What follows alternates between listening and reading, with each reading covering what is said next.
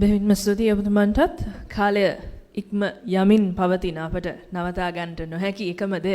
ඒ නිසා කාලයත් එක්ක ලොකු අරගලයක අපි ඉන්නවා තවමත්. ඒ කෙසේ වෙතත් මේ සියලු දෙනා වෙනුවෙන් අවසානයේ එතුමන්ගෙනුත් අදහසක් නොගත්තොත් මම හිතන්නේ මේ එකමුතුව එහෙමත් නැත්නම් අපි එක්බලා කරපු මේ කතා බහ සංවාදය සම්පූර්ණ වන්නේ නැහැ කියලා මම විශ්වාස කරනවා.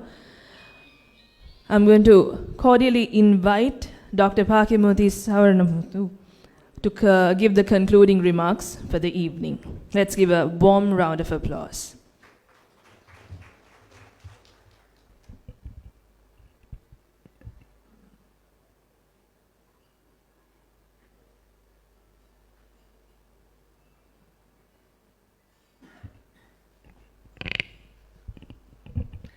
Fellow human rights defenders, please bear with me whilst I speak to you in what I refer to, and I think it's also officially referred to, as the link language. Well, to begin with, what are the challenges in the future ahead for us? What can we do to surmount them?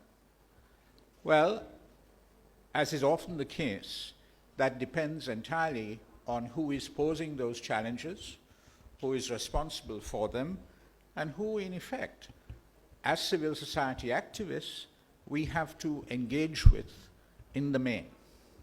That, of course, is the government of Sri Lanka. Please note, I say the government of Sri Lanka and not the state of Sri Lanka, because the government of Sri Lanka is essentially a partisan organization. We have voted them into power. The state lives before them and lives beyond them. And the state, in that respect, is non-partisan and independent. But is that the case in our country? I want to say to you first and foremost that the Rajapaksas, and I have no hesitation in saying this, the Rajapaksas have very many distinguishing features in terms of the individuals as well as a group. I think this is the first time in recent history, certainly in the South Asian context, where there has been such a family capture of the power of government. A family capture of the power of government. Secondly, it is, in my opinion, the most authoritarian government that this country has ever had.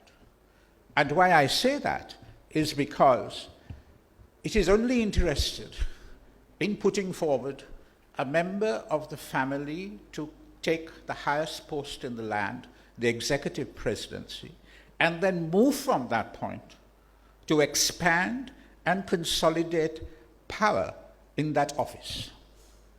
As you see, they did with the 20th Amendment. If there is any single piece of legislation that strikes at the very heart of Sri Lanka as a formal, functioning democracy, I submit to you it is the 20th Amendment. Moreover, there is one other thing as well, and that is they are not only authoritarian, they are shamelessly majoritarian. Shamelessly majoritarian in terms of singular Buddhism. I can stand here and give you examples of all of these things, but I think that's just taking up time. But it's very clear that this family is founded on a particular ideology of power, and that particular ideology of power seeks legitimization from those in robes and those in uniform. It is the Sangha and the military who backstop, underpin this government. And if we are to do anything about changing them or their ways, we have to begin, I think, with those two. Now, more recently, there has been something that has been noticed, and some people have taken it as a significant departure from the earlier form of governance and government. And that is the president going all over the world and talking about how he wants to talk to civil society and how he will talk to the diaspora. People don't remember that, of course, he hasn't talked to the TNA. And as far as the diaspora is concerned, any organization worth its name has been banned. So this is just, I don't know, this is just rhetoric. Just rhetoric to fool people to say that there is a change. Then he and his foreign minister have reached out to a section of civil society, called themselves the Sri Lankan Collective for Consensus, and they have talked about a variety of issues which are, of course, of concern to all of us. But I have to say, and I have been part of those discussions, I have yet to see substantive change that says that the trajectory of government and governance in this country is going to be more human rights friendly, more friendly to democratic governance in any respect. Because I think there is a kind of schizophrenic, double, two-faced dimension to this. And that is that at one level, the president and his foreign minister are talking about some sort of reconciliation. Yes, they will move the NGO secretariat from the defense ministry to something even more ironic like the foreign ministry.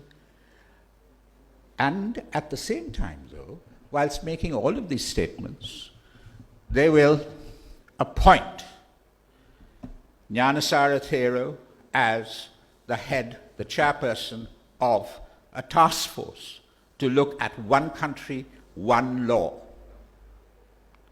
Quite frankly, Gnanasara Thero should be in jail. He was in jail for contempt of court. But he should have been in jail for being the worst monger of hate and hurt and harm in this country against fellow citizens. Then, similar to that, but this happened before, there was Sergeant Ratnayaka, who was convicted by every single court in this country, including the Supreme Court, of murder, which included the slitting of the throats of children. He was pardoned. He got a presidential pardon.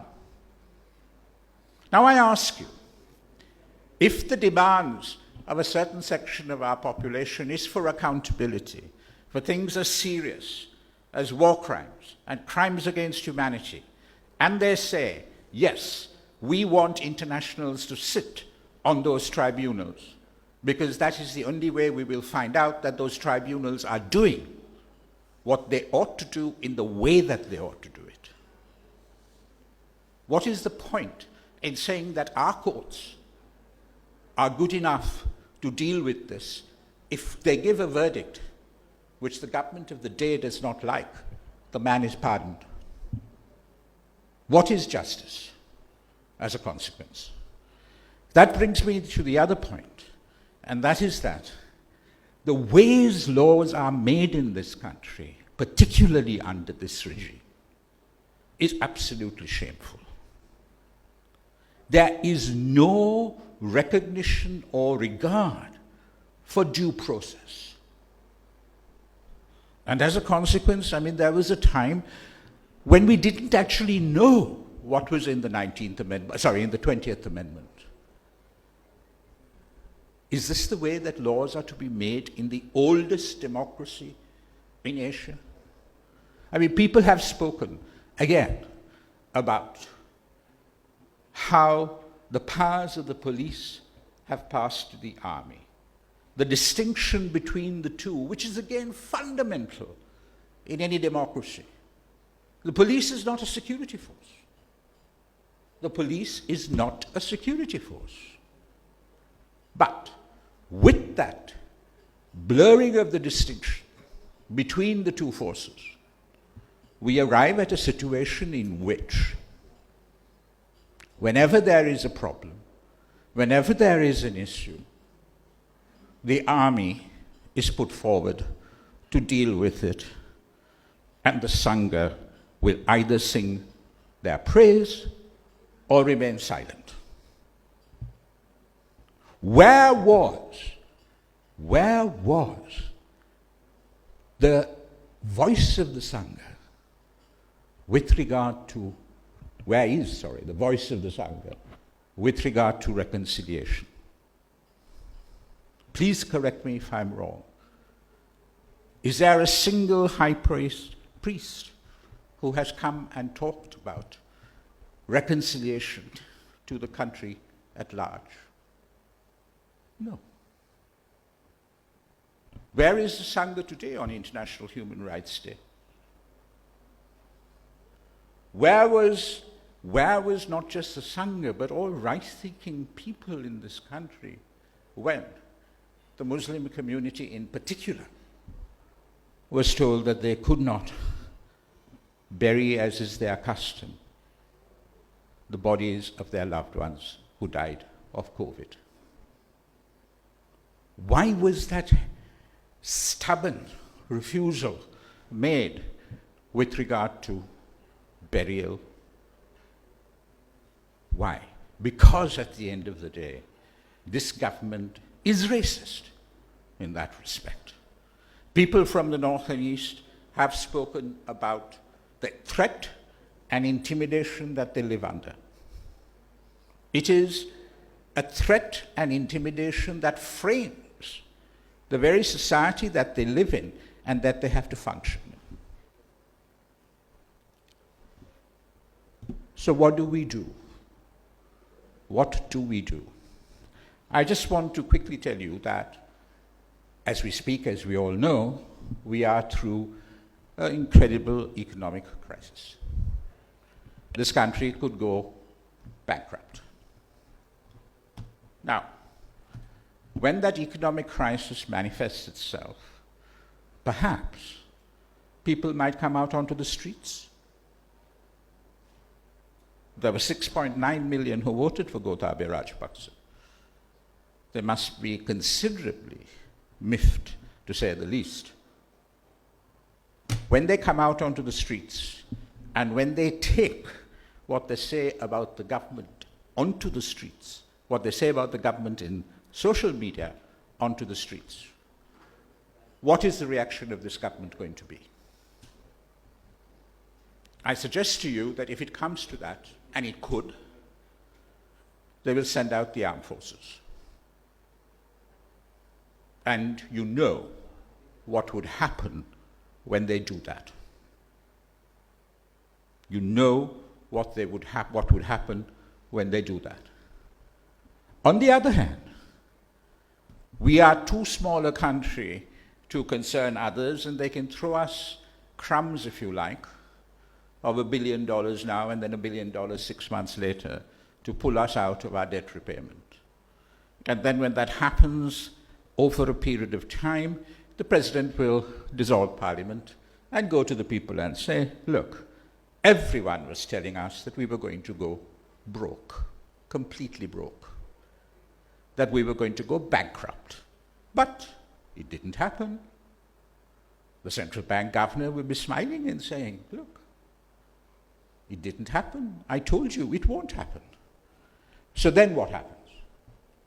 Do we all say that we were misled, and therefore they have some mystical, magical charm that will take us through whatever crisis? Or alternatively, is it the case that the appointment of Gnanasara Thero to this position of the chairperson of the Presidential Task Force, and indeed other task forces like the one on Eastern archaeological sites and all of that, is this in preparation for overdrive with regard to ethnic strife. Reverend Gnanasara has been used instrumentally by the Rajapaksas in the past. I have no reason to believe that he won't be used in the present and in the future similarly. Is that what we're going to face? Where there is terrible strife in the country between communities, and then the Rajapaksas come up and say, look, we defeated the LTTE, we'll defeat Muslim extremism or whatever it is. So those, I think, are questions that we as human rights defenders have to face immediately. And my suggestion to you, therefore, is this. I believe that civil rights, civil society groups in this country have not achieved their goals on their own. In fact, the Platform for Freedom was formed on that very premise that civil society cannot go it alone, that civil society may have to make alliances with political parties to be able to achieve certain things. Because in this country, I think the political culture is one that says that change comes through political parties. But likewise, I don't think political parties can do that on their own either. So we need to rethink and ask ourselves whether we have to recommit to what happened in 2015 and look very, very hard at what the drawbacks of that were. We can't have a chalk and cheese combination at the head of any coalition. We should have a proper plan of action, and in the first 100 days. Because after that, then a certain cynicism, etc., sets in. So we need to sit down and think about how we can do that, who we are going to work with, rather than for. Or if that is the case, if we are going to work with, for someone, then we must come out very clearly and say so.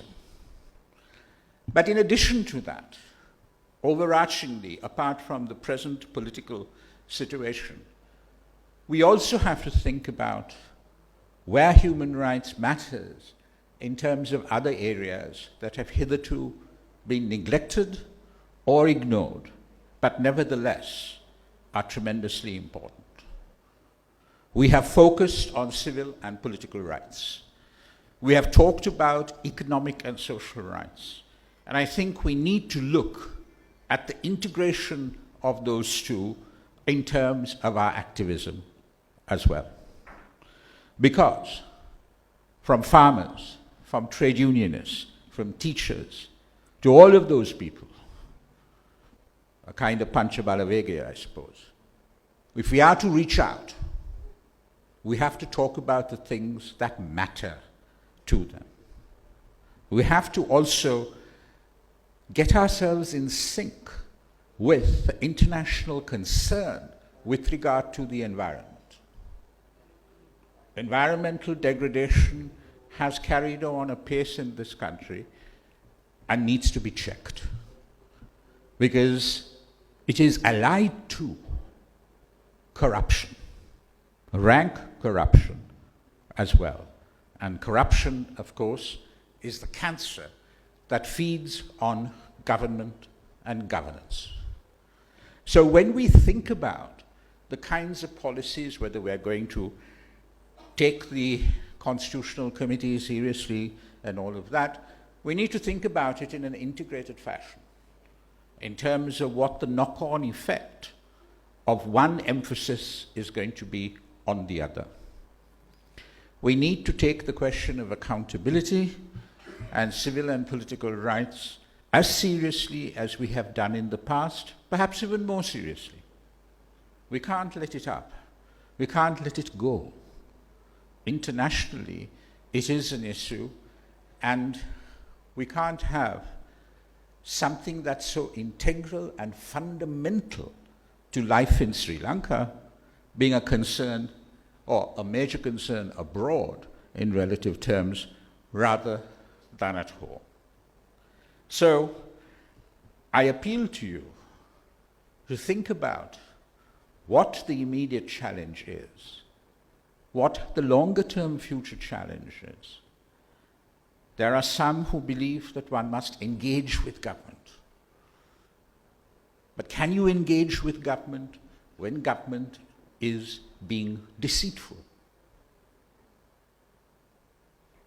And if you cannot engage with government because it is being deceitful, do you then plan to change it? What do you plan to do? What is the way out?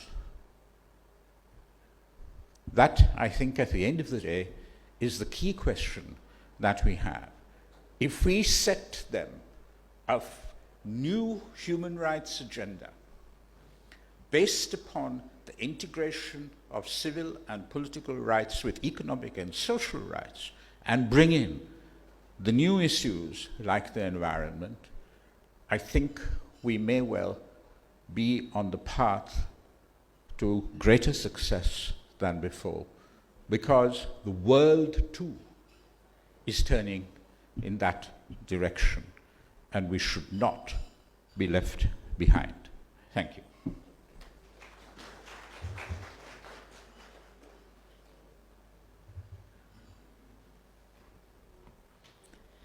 Thank you very much, sir. සියල්ල සමාප්තයයි අපිට සතුටින් නැගිට යන්න පුළුවන් දවසක් එළඹෙනතුරු මේ සියලු කතිකයින් අදහස් දැක්වූ සියලු දෙනා කියූ එක් කාරණාවක් මම ඔබට පුනරුච්චාරණය කරන්නම්. ඒ තමයි එක්ව කරන්නා වූ අරගලයක් මිසක එක්ව මුහුණ දෙන්නා වූ අභියෝගයක් මිසක එක්ව දිනා ගන්නා ජයග්‍රහණයක් මිසක අපට තනි තනිව කළ හැක්කක් නොමැති බව. ඒ නිසාවෙන්ම සම්ප්‍රදාය අනුකූලව මේ සිවිල් සමාජ